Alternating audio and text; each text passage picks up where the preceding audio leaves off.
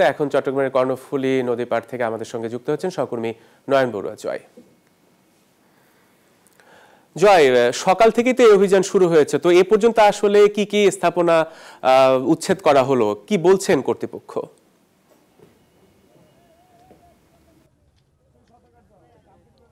ধন্যবাদ জোহর। আপনি জানেন যে যেমনটা শুরুতে আপনি যেমনটা বলছিলেন তেমনিভাবে যদি আমি আপনাকে জানাতে চাই, নানান জল্পনা কল্পনার অবসান ঘটিয়ে ঢাকার বুড়িগঙ্গা নদীর দুই পারে যে উচ্ছেদ অভিযান চালিয়ে যাচ্ছে, সেভাবে যদি আমরা বলি লুসাইকন্যা নামে খ্যাত বন্দরনগরী চট্টগ্রামের কর্ণফুলী নদীর দুই পারে কিন্তু অনেক দিন ধরে যদি বলি আমরা দীর্ঘদিন ধরে কিন্তু যে নানান স্থাপনা নির্মাণ করা হয়েছিল সেই স্থাপনা অবৈধ হওয়ার কারণে সেই স্থাপনাগুলো উচ্ছেদ অভিযানে নেমেছেন প্রশাসন। তো আপনি অবশ্য লক্ষ্য করছিলেন এর আগে যেমনটা আপনি বলছিলেন টাহমিনালের নেতৃত্বে কিন্তু অভিযান শুরু হয়েছে, তার সাথে কিন্তু জেলা প্রশাসনের সাথে কিন্তু পুলিশ প্রশাসন ফায়ার সার্ভিস সহ বিভিন্ন প্রশাসনিক কর্মকর্তারা কিন্তু এই অভিযানে অংশগ্রহণ করেছেন। আমরা কথা বলতে চাই, আমার পাশে রয়েছেন পুলিশ কমিশনার আব্দুর রব রয়েছেন। আমরা জানতে চাই অতিরিক্ত পুলিশ কমিশনার আব্দুর রব, আমরা জানতে চাই সকাল থেকে আপনারা অভিযানের নেতৃত্ব দিচ্ছেন, আমরা জানতে চাচ্ছি এই জায়গায় যদি কোনো জায়গায় যদি বাধা আসে তাহলে আপনাদের কি পরিকল্পনা রয়েছে বলে মনে করছেন?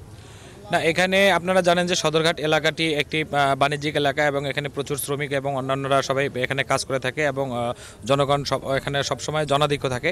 তো আমরা আমাদের এখানে উচ্ছেদ অভিযানকে যাতে কেউ কোনো ধরনের বাধা সৃষ্টি না করতে পারে, প্রায় 2 শতাধিক চট্টগ্রাম মেট্রোপলিটন পুলিশের পক্ষ থেকে পোশাকি পুলিশ এখানে নিয়োজিত আছে এবং আমরা গত কয়েকদিন যাবৎ এখানে যারা অবৈধ দখলদার ছিল তাদের সঙ্গে কথা বলেছি চলে যাওয়ার জন্য।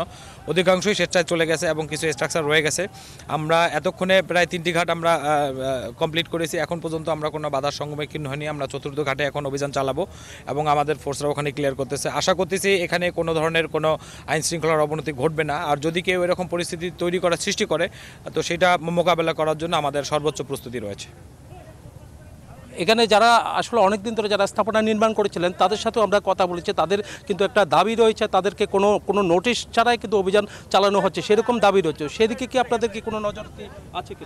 না, এই ধরনের অভিযোগ ঠিক না, কারণ জেলা প্রশাসনের পক্ষ থেকে এই নোটিশ অনেকবার আগে থেকেই দেওয়া হয়েছিল। কারণ আমাদের পুলিশের কাছ থেকেও এই নোটিশ পাওয়ার পর থেকে অনেকে আমাদের কাছে এসেছিল এবং আমাদের সঙ্গে তাদের কথা হয়েছে এবং অনেকেই কিন্তু তাদের স্থাপনা নিজের উদ্যোগে সরিয়ে নিয়েছে এবং অনেকে মালামালও সরাই নিয়েছে। যেটা আমরা আরও কয়েকজনের সাথে এখানে স্থানীয় লোকজনের সাথে একটু কথা বলতে চাই, জেলা প্রশাসনের এই উদ্যোগটাকে আপনারা কীভাবে দেখছেন? হ্যাঁ, খুব ভালো। এই উদ্যোগ তো অনেকবারে নেওয়া হয়েছে, কিন্তু নেওয়ার পরে অর্ধেক করে না এরকম বন্ধ। কিন্তু এখন যেভাবে করছে আমাদের চলা কষ্ট হয়ে যাবে যদি মাছের ঘাটটা ঠিক করে না দেয়।